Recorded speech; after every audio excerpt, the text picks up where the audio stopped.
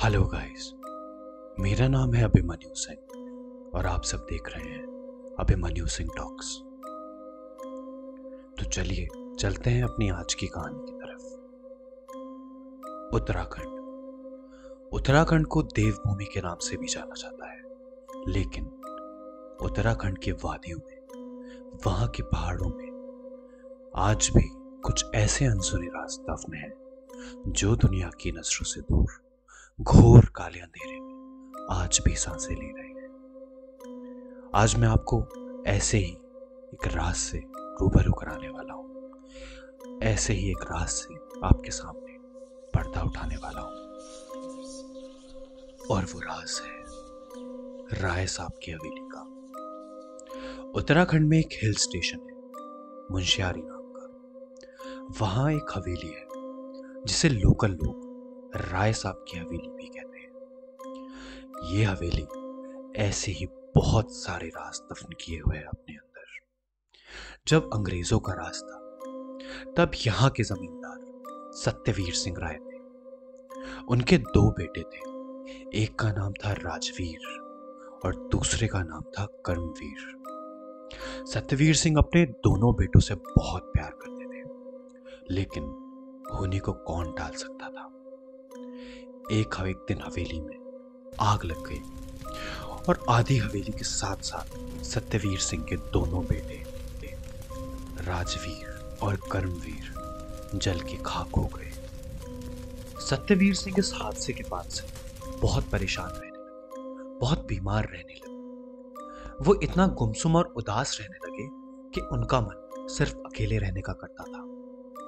इस वजह से उनकी हवेली में जितने भी नौकर चाकर थे, उन्होंने उन सबको छुट्टी दे दी। उनका एक वफादार नौकर था जिसकी फैमिली काफी टाइम से सत्यवीर सिंह की हवेली में नौकरी करती आई थी। उस नौकर को 2 टाइम का खाना लाने की अनुमति थी और वो भी दरवाजे पर रखकर चला जाता था, क्योंकि ये खुद सत्यवीर सिंह के आदेश थे। एक दिन सत्यवीर सिंह का नौकर जब सुबह का नाश्ता लेकर पहुंचा हवेली के दरवाजे के सामने, तो उसने देखा कि कल रात जो वो खाना लेकर आ गए थे, वो टिफिन बॉक्सेस वैसे के वैसे ही पड़े हुए थे। उसे लगा कि शायद उसके मालिक का मन नहीं किया होगा खाना खाने का, तो उसने वो टिफिन बॉक्सेस उठाए और सुबह का नाश्ता जो वो लेकर आया था अपने साथ, वो वहीं मेन गेट पर छोड़कर वापस चला गया।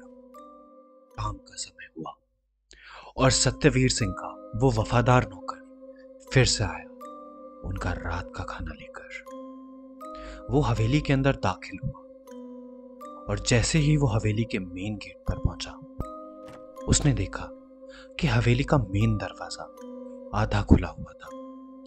लेकिन सबसे चौंकाने वाली बात ये थी कि हवेली में पूरा काला अंधेरा फैला हुआ था। गेट तो खुला हुआ था, लेकिन पूरी हवेली में अंधेरे ने मानो जैसे अपना घर बना लिया था। अंदर किसी के भी होने का कोई नामो निशान नहीं था, ना कोई हलचल, ना कोई आवाज, गुप्त सन्नाटा। ये सब देखकर जो उनका वफादार नौकर था, उसको अपने मालिक सत्यवीर सिंह की फिक्र खाए जा रही थी। वो अंदर ही अंदर सोच रहा था कि क्या उसके मालिक ठीक होंगे, उन्हें कुछ हुआ तो नहीं होगा। उसको अंदर जाने की अनुमति तो थी नहीं, लेकिन उसका मन बहुत कर रहा था कि वो एक बार अपने मालिक के पास जाए और उनसे पूछे कि क्या वो कुशल है। लेकिन सत्यवीर सिंह द्वारा साफ हिदायत दी गई थी, साफ आदेश थे उनके कि उनकी अनुमति के बिना कोई अंदर नहीं आएगा। सत्यवीर सिंह का नौकर खड़ा तो वहीं दरवाजे पर था, लेकिन वो कहीं खो सा गया था अपने ख्यालों में। उसके दिमाग में बहुत से बुरे ख्याल आ रहे थे। उसे बस ये जानना था कि क्या उसके मालिक सत्यवीर सिंह ठीक हैं। लेकिन सत्यवीर सिंह के आदेश को याद करते हुए उसने रात का खाना वहीं रखा और सुबह के लंच बॉक्सेस उठाकर वो अपने घर की तरफ चल दिया।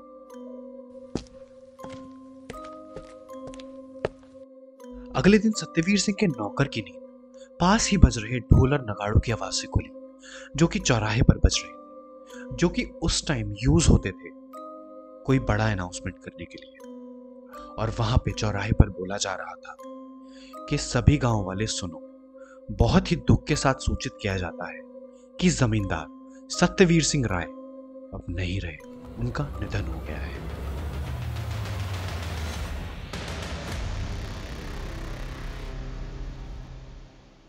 यह अनाउंसमेंट सुनकर सत्यवीर सिंह के नौकर के कदमों तले जमीन खिसक गई। वो एकदम सन्नाटे में चला गया। उसने आव देखा ना ताव, वो बिना कुछ पैरों में पहने सत्यवीर सिंह राय की हवेली की तरफ भागा। जैसे ही वो भागा और जैसे ही वो हवेली के सामने पहुंचा, वहां उसने देखा कि बहुत सारे लोगों की भीड़ ने हवेली के दरवाजे को घेर रखा था। वो जैसे तैसे लोगों को हटाता हुआ हवेली के मेन दरवाजे से अंदर दाखिल हुआ, जो कि वहां के गार्डन से होकर गुजरता था। वीर सिंह का नौकर जैसे ही लोगों की भीड़ को हटाते हुए अंदर दाखिल हुआ, उसे एक ब्रिटिश ऑफिसर ने वहीं रोक लिया और पूछने लगा कि तुम कौन हो। जवाब में उस नौकर ने कहा कि मैं सत्यवीर सिंह राय के यहाँ पे नौकरी करता हूँ और उनके रात और सुबह के खाने की जिम्मेदारी मुझ पर ही है, और रात भी मैं उनको खाना देकर गया था। यह बात सुनकर ऑफिसर चौंक गया और उसने उसे अंदर जाने दिया। जैसे ही नौकर अंदर पहुंचा, उसकी आंखें एकदम खुली की खुली रह गई। जो नजारा उसने देखा अपनी आंखों से, उसके बाद उसे खौफ ने चारों तरफ से घेर लिया था। वो एकदम ठंडा सा पड़ गया। उसे कुछ नहीं दिखाई दे रहा था, ना कुछ सुनाई दे रहा था। वो बेहोश होने लगा।